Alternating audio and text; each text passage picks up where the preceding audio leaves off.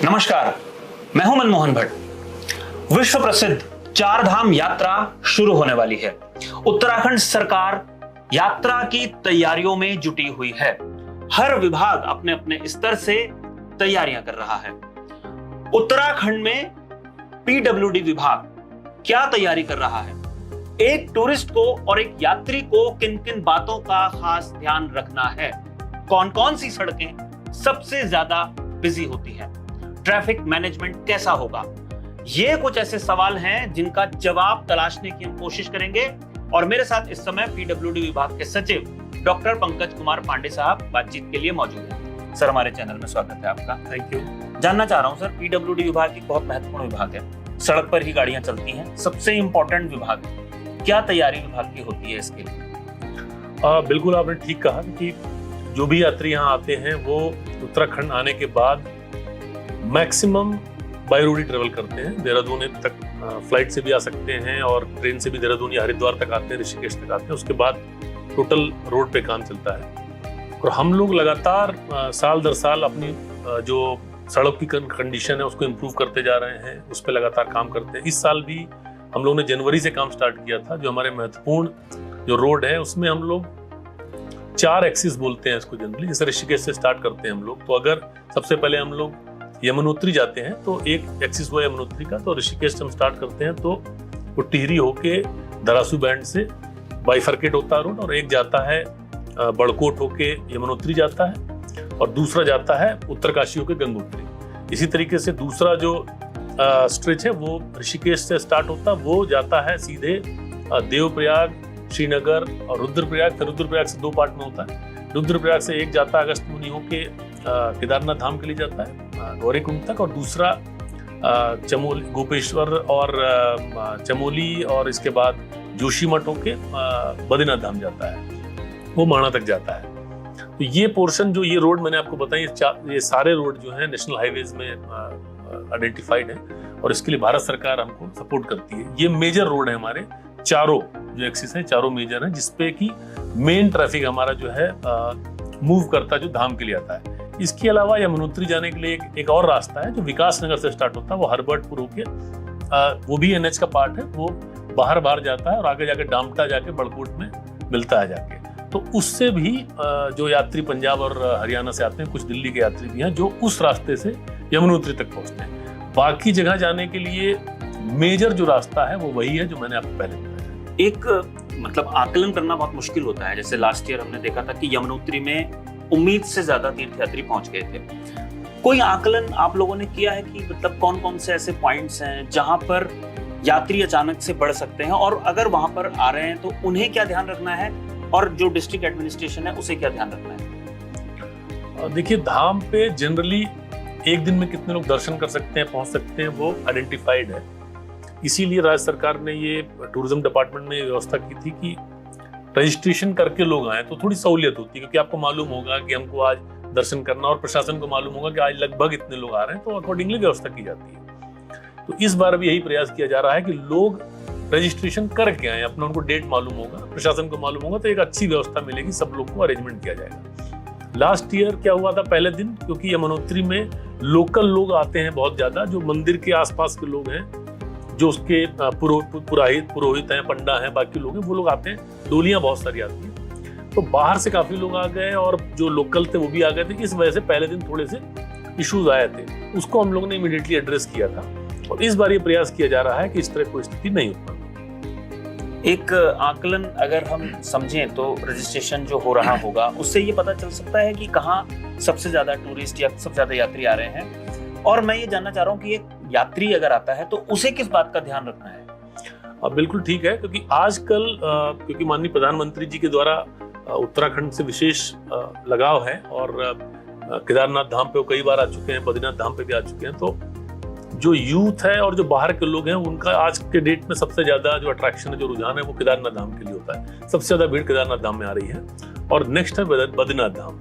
हालांकि केदारनाथ धाम जाने के लिए ट्रैक भी करना पड़ता है 16 किलोमीटर, या आप हेलीकॉप्टर से जाएं। बद्रीनाथ धाम में आप बाई रोड वहां तक पहुंच सकते हैं, बट स्टिल केदारनाथ धाम में सबसे ज्यादा भीड़ है। तो मेरा यही कहना है, जो लोग बाहर से आ रहे हैं, एक तो ड्राइवर जो है उनका स्किल्ड होना चाहिए, ट्रेंड होना चाहिए। मतलब कैजुअली गाड़ी चलाने वाले लोग पहाड़ में, उनको खुद के लिए भी रिस्क होते हैं और जो सामने से दूसरा ट्रैफिक है उसको भी रिस्क करते हैं। पहाड़ में ड्राइव करने का एक स्पेशल तरीका है। पहाड़ में बहुत तेज गाड़ी नहीं चला सकते हैं आप, कर्व्स बहुत ज्यादा होते हैं, तो अगर आपने गलती करी जबरदस्ती अगर आप ओवरटेक करने की कोशिश करेंगे तो एक्सीडेंट हो सकता है, उससे दिक्कत होती है, मतलब आपको होगी, दूसरों को दिक्कत होगी।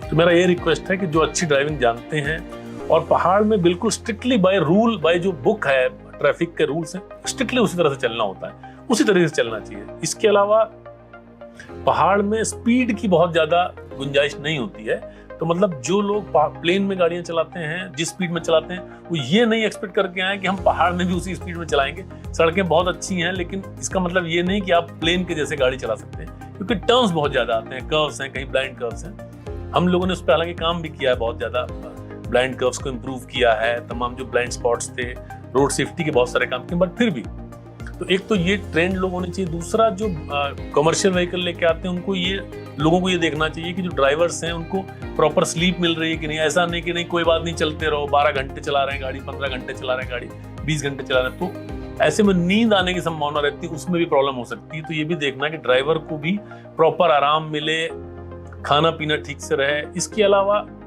गाड़ी की कंडीशन, जिस भी गाड़ी से आ रहे हैं वो कंडीशन ऐसी होनी चाहिए कि वो पहाड़ का जो चढ़ाई है या जो पहाड़ के जो मौसम है, जो पहाड़ की जो रोड कंडीशन, उसके हिसाब से भी ठीक होनी चाहिए गाड़ी। कोई गाड़ी में कोई प्रॉब्लम नहीं होनी चाहिए, स्पेशली जो कमर्शियल गाड़ियां होती हैं, क्योंकि उससे भी प्रॉब्लम आती है। तो जो लोग बाहर से आ रहे हैं, अगर वो मोटे तौर पे इन चीज़ों का ध्यान रखेंगे तो उन्हें भी सहूलियत होगी, समय पे सारी चीज़ें होंगी और एक्सीडेंट का खतरा हम लोग कम कर पाएंगे। आपने एक्सीडेंट की बात करी, मतलब हमने लास्ट ईयर भी देखा, मतलब बीच में भी देखा, कई सारी दुर्घटनाएं हुई। दुर्घटनाओं से बचने के लिए विभाग ने कौन कौन से काम किए हैं, मैं ये नहीं कहूँगा कि कौन कौन से दुर्घटना संभावित क्षेत्र हैं उनकी जानकारी आप दे दें, लेकिन क्या क्या काम किए। जैसे कई बार आया था बैरिकेडिंग, जो उसका टेक्निकल नाम जिसको बोलते हैं, वो कहाँ कहाँ पर हुआ है, और ब्लाइंड कर्व्स के अलावा जो ब्लैक स्पॉट्स आइडेंटिफाइड हैं, डेंजर जोन है, वहाँ पर क्या काम हुए हैं? देखिए, लास्ट ईयर से हम लोगों ने शुरू किया था, पूरे NH जो हमारे स्टेट में जितने भी NH हैं उन पे रोड सेफ्टी या पैरापेट लगाने का काम चालू है। 90% ज्यादा हम लोग कवर कर चुके हैं NH को अपने। इसी तरीके से जो स्टेट हाईवे हैं उनको भी 100% कवर कर रहे हैं हम लोग रोड सेफ्टी काम से। रोड सेफ्टी में क्रैश बैरियर आता है, आपका जो कर्व्स हैं उनका प्रॉपर विड्थ वहां पे होनी चाहिए कि गाड़ी टकराए नहीं आपस में। इसके अलावा सामने दिखाई पड़े उसके लिए जो हम लोग मिरर लगाते हैं वो चीज आता है। जो मार्किंग आती है बेसिकली कि कहाँ पे धीमे करनी है गाड़ी। साइनेजेस आते हैं कि आगे पहाड़ में से पत्थर गिर रहे हैं या कोई इस तरह की सिचुएशन है या लैंडस्लाइड प्रोन एरिया, वो हम लोग बताते हैं। स्पीड कितनी होनी चाहिए वो बताते हैं। इसके अलावा जो प्लेन जगह है हमारी, उनमें कैमरे कई जगह पे लगाए जाने की बात है। कैमरे कहाँ पे लगाया जाना है, कहाँ पे सिग्नल लगाए जाने हैं। तो इस साल भी जो हर एक जिले में एक जिला सड़क सुरक्षा समिति होती है जिसमें DM की अध्यक्षता में होती है, उसमें PWD के लोग होते हैं, पुलिस के लोग होते हैं, ट्रांसपोर्ट के लोग होते हैं। उन्होंने भी पूरे चारधाम यात्रा रूट पे कई सारे पॉइंट आइडेंटिफाई किए हैं कि कहाँ पे क्या क्या चीजें और होनी चाहिए। तो उस पे भी हम लोगों ने काम इमीडिएटली शुरू कर दिया है। ये एडिशनल है, जो हम पहले से कर रहे हैं उससे एडिशनल जो पॉइंट अभी रेज किए गए हैं उसकी भी हमने प्लानिंग करके कि यात्रा शुरू होने से पहले वो सारी चीजें हम पूरी करेंगे जिससे कि पब्लिक को और बेहतर हम एक्सपीरियंस दे सकें। बस रिक्वेस्ट यही रहेगी कि जो भी लोग आ रहे हैं बाहर से, जो ड्राइवर्स हैं, वो उन साइनेजेस, उन जो सिग्नल्स हैं, जो हमारे चीजें उनको फॉलो करें। मतलब वो हम उन्हीं की सुरक्षा के लिए लगा रहे हैं बेसिकली, तो उसका वो ध्यान रखेंगे तो हम लोग पूरी हमारी तरफ से अरेंजमेंट्स हैं कि कोई मिनिमाइज कर सकते हैं हम लोग जो हमारा एक्सीडेंट्स का जो खतरा है उसको निश्चित रूप से हम मिनिमम पे ले आते हैं। एक बात कई लोग कहते हैं, जो टूरिस्ट आता है या यात्री आता है, वो कहते हैं दिल्ली से हम बहुत शानदार सड़कों से उत्तराखंड पहुंच जाते हैं और उत्तराखंड में कई जगह ट्रैफिक जैम की समस्या होती है। ऋषिकेश है, अगर हम कुमाऊं की बात करते हैं तो कैंची धाम भी डेवलप हो गया है। नए टूरिस्ट डेस्टिनेशन महासू देवता को भी राज्य सरकार प्रमोट कर रही है। तो वो ट्रैफिक या जो उसमें ऑब्स्टिकल्स आते हैं उनको दूर करने का कोई प्रयास किया गया है कि कुछ नए प्रोजेक्ट्स आ रहे हैं, वो अगर आप बता पाएं। निश्चित रूप से हरिद्वार के लिए, हरिद्वार का एक बाईपास ऑलरेडी NHAI बना रहा है, इस साल के आखिर तक चालू हो जाएगा। वो पुल जो है चंडी देवी के पास पे एक और एडिशनल पुल बन गया है, वो भी अगले 1-2 महीने के अंदर चालू कर लेंगे हम लोग। ऋषिकेश बाईपास के लिए भी हम लोगों ने DPR भेजा था, उसमें भारत सरकार ने कुछ ऑब्जर्वेशन दिया था कि आपने कितने ऑप्शंस लेके इसको डिसाइड किया है। तो उस पर दोबारा से उन्होंने कमेंट मांगे और फॉरेस्ट के कुछ इश्यूज थे, तो उस पर फाइनल इसलिए नहीं हो पाया। अदरवाइज ऋषिकेश बाईपास भी हमारा एक मेन इंपॉर्टेंट प्रोजेक्ट है, क्योंकि ऋषिकेश में बहुत जाम लगता है, आप जानते हैं। तो उसमें जो बाईपास हम लोग प्लान करें वो पूरा एलिवेटेड है। उसके बाद हम लोग ढालवाला के बाद जो है टनल बनाने का कोशिश कर रहे हैं, जो जाके आगे पूरा ऋषिकेश क्रॉस करके दूसरी तरफ निकलेगा, तपोवन के आगे जाके निकलेगा। तो जो लोग को थ्रू ट्रैफिक जिनको जाना, जिनको ऋषिकेश में नहीं रुकना है, वो लोग उस रोड का इस्तेमाल कर सकते हैं, सीधे बाहर निकल जाएंगे। तो हरिद्वार के लिए, ऋषिकेश के लिए हमने कर लिया, देहरादून के लिए भी हम लोग एलिवेटेड प्लान कर रहे हैं। इसके अलावा जैसे आपने कैंची धाम की बात करी, कैंची धाम में जो एग्जिस्टिंग NH है उसका बाईपास, तो कैंची धाम मंदिर से पहले ही ऊपर से सड़क नीचे को उतरती है, तो वो सड़क कंटिन्यू करेंगे। उसमें 300 मीटर की एक टनल प्रपोज्ड है, उससे वो हम तकरीबन 2-2.5 किलोमीटर बाद जो है मंदिर के 2-2.5 किलोमीटर बाद दोबारा उसी NH पे मिल जाएंगे। तो वो एक है जिसपे सर्वे वगैरह हो रहा है, क्योंकि पहाड़ है, उसमें DPR में सारा डिस्कशन हो रहा है कि वो सॉइल कंडीशन कैसी है, बाकी चीजें कैसी हैं। ऐसा नहीं हो कि हम प्रपोज तो कर दें, बना ना पाए उसको, उस पर काम चल रहा है। वो DPR इस साल हम पूरा करेंगे। इसके अलावा कैंची धाम मंदिर के जस्ट पीछे वाला जो पहाड़ है, उस पे से हमने एक स्टेट से हमने सैंक्शन किया है, उसका फॉरेस्ट केस फाइनल स्टेज पे है। जैसे फॉरेस्ट का हमको मिलेगा उस पे दूसरी एक रोड बनाएंगे, वो भी बाईपास का काम करेगा। वो सीधे सैनिटोरियम जो भवाली से पहले पड़ता है वहां से स्टार्ट हो रहा है, और राती घाट में जो जाके क्वारब से पहले राती घाट एक जगह पड़ती है, वहां जाके डायरेक्ट मिलेगा। तीसरा एक रोड और जो एग्जिस्टिंग रोड है हमारे पास, जो भवाली से रामगढ़ नथुआ खान होके क्वारब में मिलता है, एकदम बाहर बाहर जाता है। उसमें 16 किलोमीटर पोर्शन है जो सिंगल लेन है, बाकी पोर्शन 1.5 लेन है, इंटरमीडिएट लेन। तो उसका भी जो सिंगल लेन है उसको भी हम लोग इंटरमीडिएट लेन के लिए मैंने यहाँ से सैंक्शन किया है। तो ये तीसरा रोड होगा। तो आगे आने वाले टाइम में लगभग 1-1.5 साल के बाद हमारे पास कैंची धाम के बाईपास के रूप में 3 रोड काम करेंगे, कि कभी कैंची धाम में कभी भीड़ हो रही है या ज्यादा वहाँ पे लोग आ रहे हैं, तो जिनको थ्रू जाना है, जिनको अल्मोड़ा जाना, बागेश्वर जाना, पिथौरागढ़ जाना, वो इनमें से कोई भी रास्ता इस्तेमाल कर सकते हैं। एक चीज आती है कि जो अभी प्राइम मिनिस्टर ने भी उसको शायद अनाउंस भी किया है, कैबिनेट ने, सेंटर ने अप्रूव भी कर दिया है, रोपवेज की बात होती है। रोपवेज का जो निर्माण काम होगा वो कब से शुरू होगा, कुछ उसकी अगर आप जानकारी दे पाए। अब देखिए, प्रदेश में रोपवे के लिए टूरिज्म डिपार्टमेंट नोडल एजेंसी है, बट हम लोग, क्योंकि ब्रिडकुल हमारी एक बड़ी एजेंसी है जो कि रोपवे पे काफी काम कर रही है, तो एक रोपवे जो ब्रिडकुल बना रहा है वो जोशीमठ में, उसका DPR फाइनल स्टेज पे है। जो औली वाला रोपवे था वो जब वहाँ जोशीमठ में जो सिंकिंग जोन क्रिएट हुआ तो उसमें डैमेज हो गया काफी, तो उसको नया प्लान किया जा रहा है, वो हम लोग जल्दी इसको शुरू करेंगे। भारत सरकार उसको फंड कर रहा है। इसके अलावा केदारनाथ धाम और हेमकुंड साहब के 2 रोपवे जो भारत सरकार फंड कर रही है, उसको भारत सरकार कैबिनेट ने उसको अप्रूवल दे दिया है। वो बड़े प्रोजेक्ट हैं, उनको तकरीबन कंप्लीट होने में 5 साल से लेकर 8 साल लगने की संभावना है। इसी साल वो भी दोनों शुरू हो जाएंगे।